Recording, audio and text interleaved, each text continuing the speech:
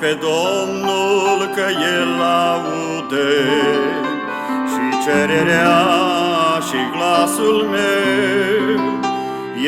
El s-a plecat spre mine urechea, de aceea voi chema mereu.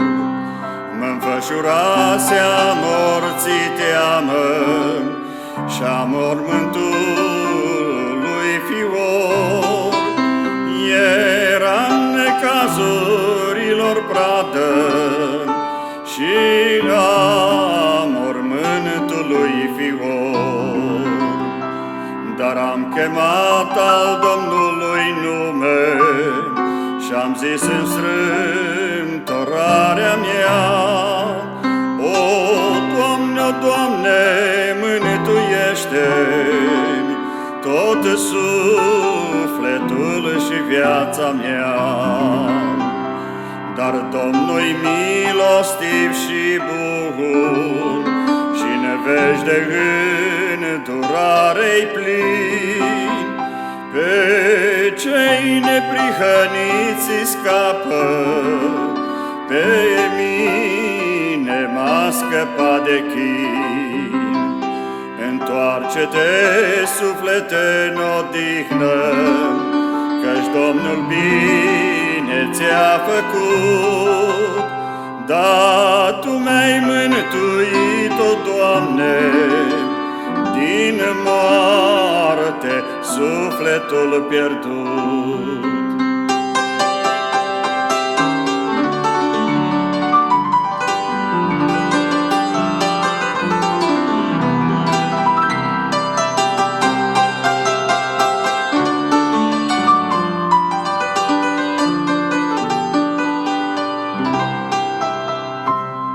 Picioarele de la cădere, ochii din lacrimi mi-ai scăpat. Înaintea Domnului umbla voi, pe acelor vii pământ curat. Aveam dreptate când ziceam: nenorocit eu am să mor. În neliniștea mi-a grăisem că orice om e înșelător.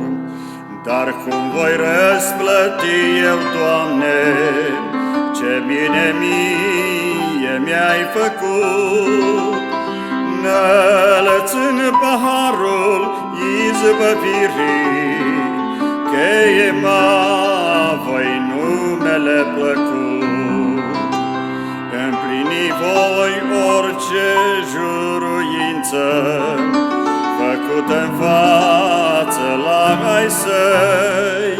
Ce scumpă-i pentru Domnul moartea acelor prea iubiți ai săi.